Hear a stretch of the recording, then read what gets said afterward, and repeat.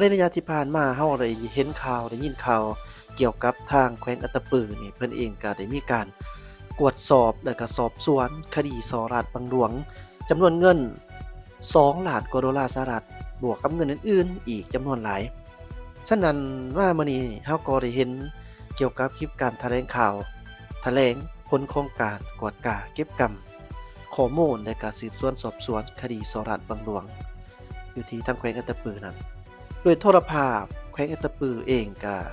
ได้โพสต์ผ่านสื่อช่องทางโซเชียลโดยเฉพาะแม่นแฟนเพจของเพิ่น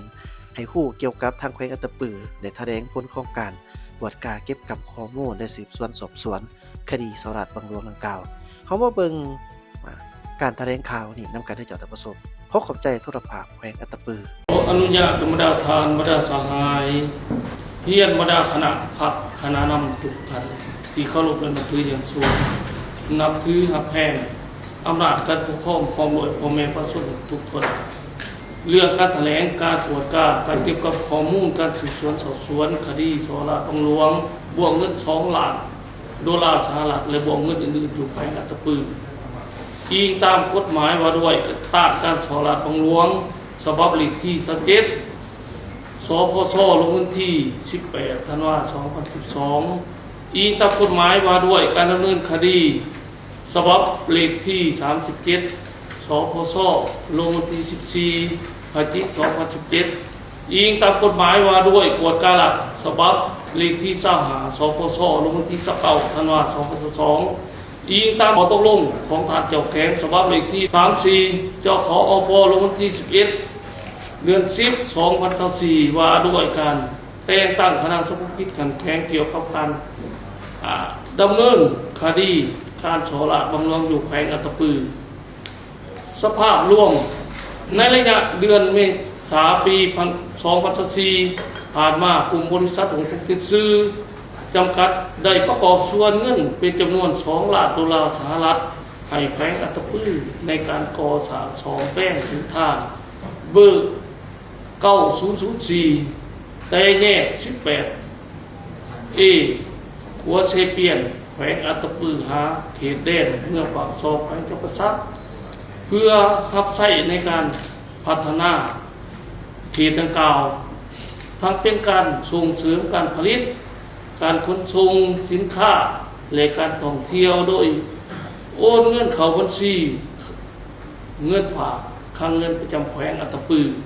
มาฮอดวันที่30 สิงหาคม2024องค์การสืบสวนสอบสวนเจ้าหน้าที่ตำรวจกองบัญชาการปกสแขวงอัตตปือได้รับคำร้องฟ้องของหองว่าการแขวงอัตตปือเกี่ยวกับเท่าสุริไสสุริญะไล่หรือธมูซึ่งเป็นพนักงานของหองว่าการแขวงระยะนั้นได้สร้างเอกสารฟ้องเพื่อถอนเงินรวมดังกล่าวออกไปน้ำใช้โดยบ่ถูกต้องแล้วเอาตัวหลบหนีต่อสภาพการดังกล่าวการนำของแขวงได้มีความเป็นเอกภาพมอบให้กองบัญชาการปกสแขวงดำเนินการสืบสวนสอบสวนต่อมาเห็นว่ามีการพัวพันกับพนักงานในแขวงหลายภาคส่วนจึงได้แต่งตั้งคณะเฉพาะกิจขึ้นตามขอตกลงเลขที่1213จขอปลงที่2กันยายน2024และขอตกลงฉบับเลขที่1334จขอปลงที่11เดือน10 2024สมทบกับคณะเฉพาะกิจขั้นศูนย์กลางพร้อมการดำเนินการตรวจตราเก็บกำข้อมูลสืบสวนสอบสวนพนักงานของรัฐได้มีการยักยอกเงินออกจากคลังเงินแห่งชาติประจำแขวงผ่านการดำเนินการตรวจตราเห็นว่าเงินในคลังเงินเปิดบัญชีเงินฝากไว้ธนาคารธุรกิจนั้นถือถอนออกไปด้วยโบถือต้องตามระเบียบกฎหมายเสียหายเป็นจำนวนเงิน2,523,800 ดอลลาร์สหรัฐเงินกีบจำนวน17 ตื้อ373 ล้าน754,400 สกาวกีบและเงินดุงเวียดนามจำนวน1 ตื้อ500 ล้านดุงซึ่งเป็นการละเมิดระเบียบวินัยการเงินการคุ้มครองการแลกเปลี่ยนเงินตรา และผิดต่อระเบียบกฎหมายสร้างความเสียหายให้รายรับของแขวงถือว่าไหลเงินตราต่างประเทศบ่เข้าสู่ระบบมีการแลกเปลี่ยนซาซายซึ่งเป็นการสร้างความบ่สงบภายในสังคมโดยมีพนักงานของรัฐประชาชนผู้ประกอบการสมรู้ร่วมคิดในการเคลื่อนไหวหมุนใส่เงินจำนวนดังกล่าวหลายคนจึงพวกเขาได้ดำเนินการแก้ไขละเอียดดังนี้กระบวนการและขั้นตอนในการแก้ไขวิธีการโกนำใส่ตามหลักการวิชาเฉพาะของเปียกงานสืบสวนสอบสวนประสานสมทบกับการสนองข้อมูลที่มีวิทยาศาสตร์พักพวกระดมสุกยุทุกภาคส่วนที่เกี่ยวของในสังคมในการสนองข้อมูลที่เป็นประโยชน์เพื่อสมเทียบใส่เอกสารอนุมัติการถอนเงินจากค่าเงินประจำแขวงบรรดาแผนกการที่เกี่ยวของบรรดาแผนกการคุ้มครองที่มีบัญชีเงินฝากหรือค่าเงินในแต่ละระยะดำเนินวิธีการมาตรการที่จะเป็นเพื่อให้ผู้ต้องหาที่เอาตัวหลบหนีเข้าสุริชัยสัญญาไลหรือถมูที่เอาตัวหลบหนีอยู่ประเทศไทยให้เขามามอบตัวจนสุดท้ายในวันที่ 4 เดือน 12 2024ผู้เกี่ยวได้เขามามอบตัวต่อเจ้าหน้าที่ผ่านการสืบสวนสอบสวนเพื่อขยายผลจากผู้เกี่ยวจึงสามารถกำหนดเป้าหมายที่ต้องหาต่างๆได้ชัดเจนขึ้นตึงเมื่อเทียบใช้กับการดำเนินคดีในเบื้องต้นโดยเฉพาะบรรดาแรงงบประมาณที่ถือยักยอกหรือลักลอบถอนออกไปโดยบ่ถูกต้องนั่นมีทั้งหมด6บวกคือบวกเงินของบริษัทวงคงเจนซือจำกัดบวกเงินค้ำประกันของแผนกแผนการลงทุนบวกเงินช่วยเหลือจากสสเวียดนามบวกเงินกองทุนพัฒนาชุมชนของแผนกพลังงานระบบแห่บวกเงินไม่ยืนตายไม่วิกไม่กระทิดจะลงและไม่อื่นบวกเงินภัยพิบัติอยู่เมืองสนามไส้บวกเงินค้ำประกันธุรกิจบวกเงินกองทุนหลักพบเห็นผลเสียหายเงินดอลลาร์จำนวน 2,523,800 ดอลลาร์สหรัฐเงินกีบจำนวน17ตึก373ล้าน754,429กีบและเงินโดงจำนวน1ตึก500ล้านโดงผลของการแก้ไขคณะสมกิจแขวงและศูนย์กลางได้ร่วมกันได้ดำเนินการสืบสวนสอบสวนต่อเป้าหมายของพนักงานของรัฐผู้ประกอบการประชาชนจำนวนหนึ่งที่มีส่วนเกี่ยวพัน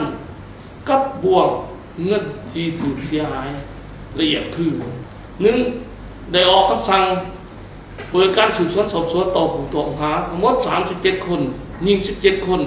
ออกคำสั่งกักตัว21คนยิง8คนเป็นพนักงานหลัก14คนยิง4คนในนั้นกรรมการผักแขวง3คน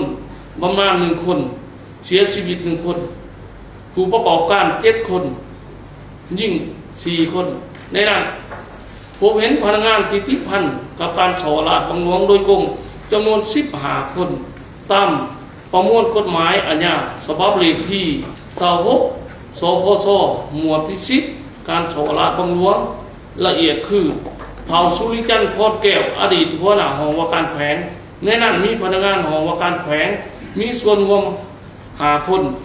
เท่าพระเผยสมทวรอดีตหัวหน้าแผนกการเงินแขวงเท่าสุขสมัยสุบุรุษแมนได้เสียชีวิตในข่ายคุมขังในส่วนดำเนินคดีในนั้นมีพนักงานคุมเขตการเงินค่าเงินประจำแขวงมีส่วนรวมจำนวน9คนและอีก1คนคือเท่าสุนทรแก้วเวียงคำอดีตหัวหน้าแผนกแผนการลงทุนแขวงได้ดำเนินการสืบสวนสอบสวนพนักงานต่อผู้ประกอบการและประชาชนพวกดังกล่าวมีส่วนรวมพวกพันกับการปล่อยเงินกู้ดอกเบี้ยสูงการพนันออนไลน์การดำเนินธุรกิจที่บ่ถูกต้องและการแลกเปลี่ยนเงินตราสาสาย จำนวน22 คน ในนี้มีคนต่างประเทศ1 คน คนไทย 2. ได้เก็บกู้เครื่องของคดี ผู้ต้องหาประเภทต่างๆเช่นเงินกีบจำนวน18ตื้อ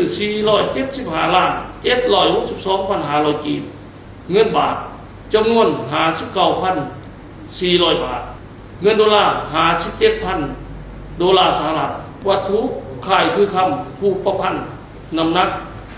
2,793.4 กรัมประเภทที่ดิน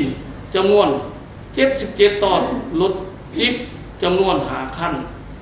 รถกระบะจำนวน2 คันรถจักรจำนวน3 คันและอายัดรถจิ๊บ2 คันโทรศัพท์จำนวน18 เครื่องไม่ดู61 ตับ 5.087 เมกะไม่จิ๊บ334 แผ่น 7.736 เมกะไม่เสื้อ132 ตับ 24.447 เมกะมหอดปัจจุบันคณะเฉพาะกิจ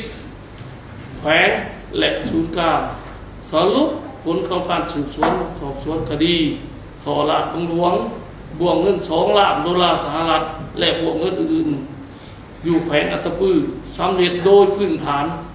ได้ส่งสำนวนคดีให้องค์การอัยการ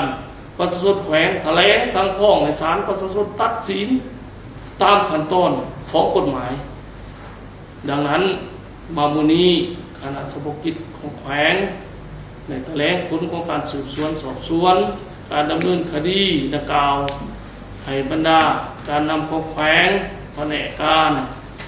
องค์การแขวงบรรดาเมืองและทั่วสังคมทุกภาคส่วนรับทราบถึงอย่างไรก็ดีพวกเฮาพอยังจะได้สืบต่อเวียกพวกข่าวจำนวนหนึ่งซึ่งอาจจะใช้เวลาในการแก้ไขถ้าได้รับผลแนวไหนในการดำเนินจะได้แจ้งให้บรรณาการในต่อหน้าข้าพเจ้าตามนายคณะเฉพาะกิจของแขวงขอเหตุห้องมายังพนักงานทหารตำรวจพ่อแม่ประชาชนชาวค้าขายนักธุรกิจผู้ประกอบการนักเรียนนักศึกษาจงมีสติระวังตัวต่อเล่ห์เหลี่ยมกลอุบายต่างๆนานาในการกู้ยืมเงินและเปลี่ยนเงินเสาทรัพย์สินการหลินหวยเกมการพนันออนไลน์และกิจกรรมอื่นที่เห็นว่าผิดต่อระเบียบกฎหมายช่วยเป็นหูเป็นตาช่วยเจ้าหน้าที่โดยเฉพาะผู้ที่เป็นเจ้าหน้าที่ภาคพนักงานทหารตำรวจจงต่อเพิ่มทวีความรับผิดชอบต่อหน้าที่การเมืองของตนมีคุณสมบัติศีลธรรมปฏิบัติมีจรรยาบรรณจริยธรรมต่อหลักการวิชาเฉพาะมีระเบียบวินัยต่อหน้าที่เกี่ยวของแผนกการตนมาหมดเวลานี้